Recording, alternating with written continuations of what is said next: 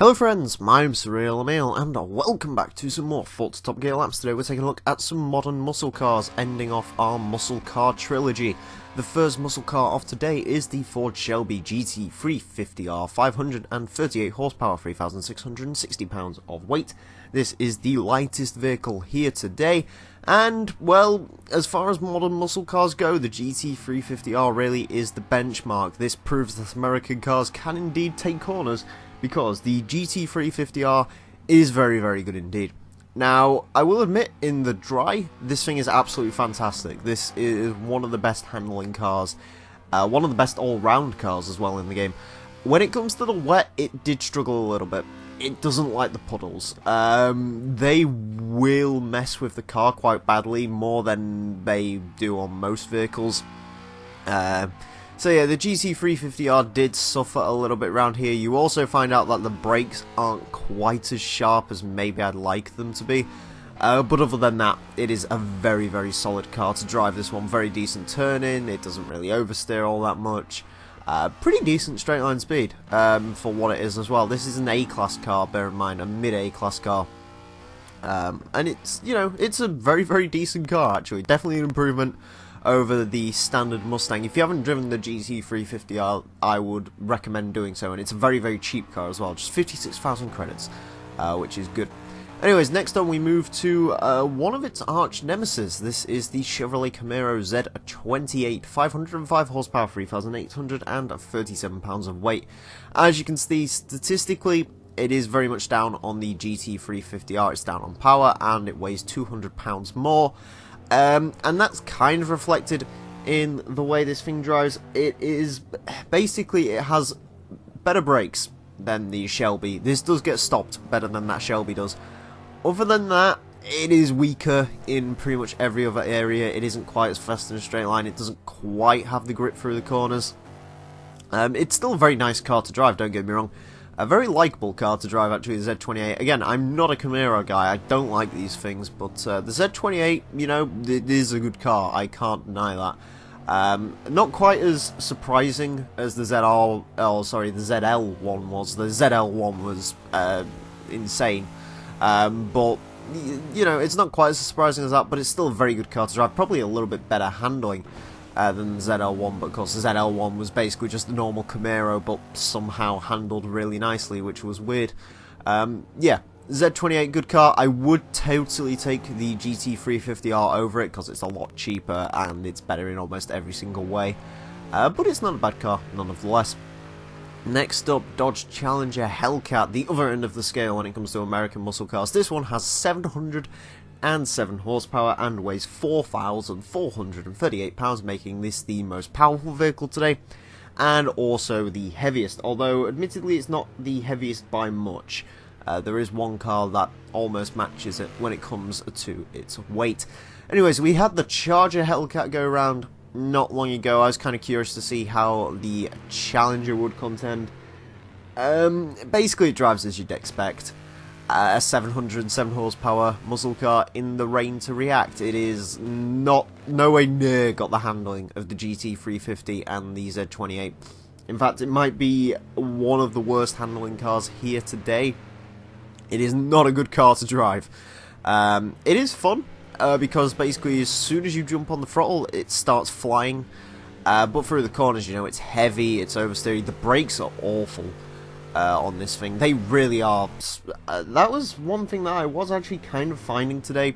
Most of the cars here did have very poor brakes. You know, the handling's gotten a lot better on these modern muscle cars compared to some of the older ones, but the brakes still are not there yet. Yeah, the Hellcat's basically very boat-like. It's still kind of fun to throw around, but yeah, not really recommended, shall we say. It's more of a bit of a fun car. Anyways, next up, we have the Ford Shelby GT500, 662 horsepower, 3,898 pounds of weight.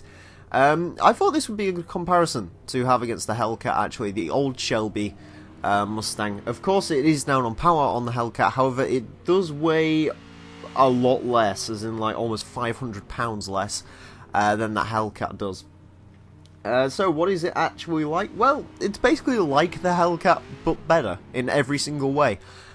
Straight line speed, admittedly, this might be down on it a bit. It does get better traction out the corners. Does have long gears, this, though. I will say that much for it. Very, very long gears. I think it's something to do with getting the fuel economy and the gas guzzle attacks and so on and so forth. But this thing does have extremely long gears. But that doesn't really phase it too much because it still has a crazy amount of speed. You know, it's not the best handling car in the world. You wouldn't expect it to be. But it certainly is not bad. Again, it's better than the Hellcat. It's nowhere near on the level of a GT350R again. But it is better than the Hellcat. In almost every single way. I would take this over the Hellcat. I've always kind of liked the GT500 actually. I do like the Challenger Hellcat as well, don't get me wrong. Any car that comes in green stock is amazing. But I think I do actually prefer the GT500. Now we move on to some of the more oddball cars I have here today. First up is the Cadillac CTS-V Coupe, 556 horsepower, 3,931 pounds of weight. The CTS-V Coupe is a weird looking car.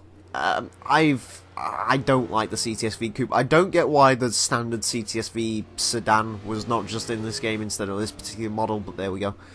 Speaking of the sedan, the 2016 model, we have had that go around the track before, and it set a relatively okay time.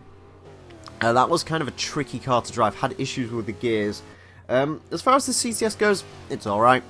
It does drive better than the sedan, in my opinion, although admittedly, when it comes to a dry track, I think the sedan is the better handling of the two. The sedan didn't like the wet either. The Coupe's fine. It's an alright car. I drove this after the GT500, and as far as driving capabilities go, they are pretty darn similar. The GT500 is the better of the two, purely just because it has a bit more straight line speed. But the CTS-V Coupe is not bad. It's nowhere near as bad as it has been in some previous Forza games, because the CTS-V Coupe has never really been a strong car. Yeah, it's not bad. It's not amazing. It makes a nice noise. It's got a supercharger whistle to it, which is nice. But other than that, not really much more to say about that car. Next up, Chrysler 300C. This particular model is the SRT8, 465 horsepower, 4,365 pounds of weight. As you can see there, the weight is really not too far off the weight of that Hellcat. Really, that is a lot of weight, 4,365 pounds. And also power isn't particularly good, 465 horsepower, you know, that is a lot, but compared to everything else here today, you know, it isn't amazing. The 300 to drive, honestly, it's not great. It does struggle, it really does, with the weight. It is a very, very heavy feeling car. It's very muscle car to drive. It's kind of like driving a classic muscle car, but without some of the boaty suspension. The brakes aren't amazing on it. Straight line speed isn't its strongest suit as well, because again, you know, power is down compared to some stuff. I mean, a BMW M5 has more power than this 300C. It's not terrible. There's definitely some potential here if you was to really start playing around with the tune setup, but the 300C sort of gets lost in the shuffle when it comes to the saloons. When you've got cars like the Jaguar XF-RS, you've got the M5, as I mentioned before. Yeah, the 300C can get lost in the shuffle, and it's just not quite good enough to stand on its own. Yeah, bit of a disappointing analysis of the 300C there, but you know, that's just the way it is. And finally today, we end with the Chevrolet Super Sport, 415 horsepower, 3,975 pounds of weight. That means that this is the least powerful vehicle here today, and well, you know, it's been a power heavy episode when 415 horsepower is the least that any of these cars have produced. Ultimately, the Super Sport, when it comes to driving, it's pretty decent. It's still not amazing, you know, there's definitely saloons that are better than this, but compared to the 300C, it is better. The sort of a thing I was finding today is, because these are muscle cars and they're loaded with power, actually having, I mentioned this in some previous muscle car episodes as well, actually having less power isn't necessarily a bad thing when you're comparing it to some of these cars, i.e., you know, it's kind of obvious that the GT350R and the Z28 will be faster than the Hellcat. You know, the Hellcat may have the advantage on power, but those cars are better handling. And it was sort of a similar story here. The Super Sport was the better driving between the 300C and this, just by virtue of the fact it had less power, and that just meant it was a bit more controllable. and then that 300C. So it would be kind of interesting to see sort of where these cars place on the board. But the Super Sport wasn't bad. Again, it's another one of those cars that does get lost in the shuffle a little bit, and it isn't really unique enough to stand out on its own. But between this and the 300C, I'd totally go for the Super Sport. It is the better handling of the two cars by far. Anyways, moving on to the times, and the GT350R is the quickest car of the day, finding itself in 29th place with a 122.992, which is incredibly quick, not too far off the Ferrari 360 Challenge Stradale there. That's insane.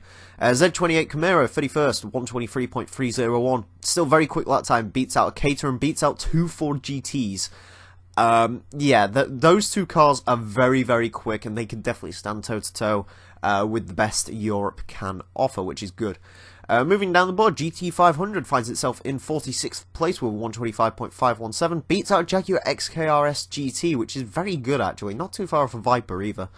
The CTS-V Coupe is in 52nd with 126.164, quicker than a Ferrari F355 Berlinetta, which is good, not too far off an M6 Coupe. It's sort of in the executive coupe range, which certainly is not bad, and it's, you know, very close to all those cars as well. The Challenger Hellcat goes into 57th for 126.747. It is slower than the Charger, it's a little bit quicker than the CTS-V Sedan.